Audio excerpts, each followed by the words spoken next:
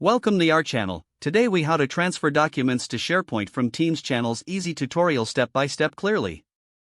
To transfer documents to SharePoint from Teams channels, begin by opening Microsoft Teams.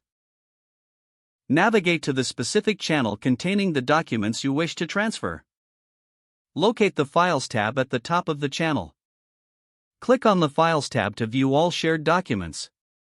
Select the document you want to transfer by hovering over it. Click on the three dots, or more options, next to the document name. From the drop-down menu, choose Open in SharePoint.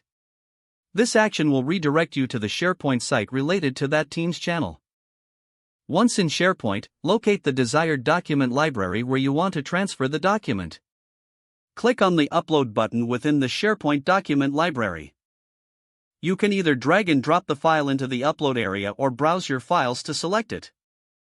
If you are transferring multiple documents, hold the Control key while selecting them.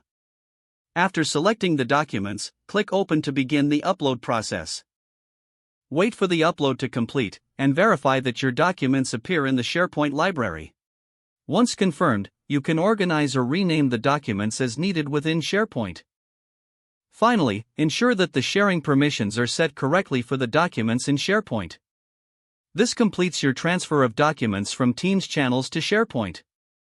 If the page does not load, refresh the browser or try again in a private or incognito window.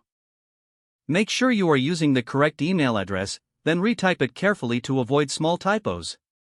If your password is not accepted, use the reset option and create a new strong password you can remember. Check your spam folder for verification or security emails, then complete any requested confirmation steps. Enable two-factor authentication if available to improve account security and reduce unauthorized access risk. After signing in, review your profile details so your contact information and settings are accurate and current. If you see an error message, note it down and try again after restarting your device and internet connection. Log out when you finish, especially on shared devices, to keep your account and payment information secure. If the page does not load, refresh the browser or try again in a private or incognito window. Make sure you are using the correct email address, then retype it carefully to avoid small typos. If your password is not accepted, use the reset option and create a new strong password you can remember. Check your spam folder for verification or security emails, then complete any requested confirmation steps.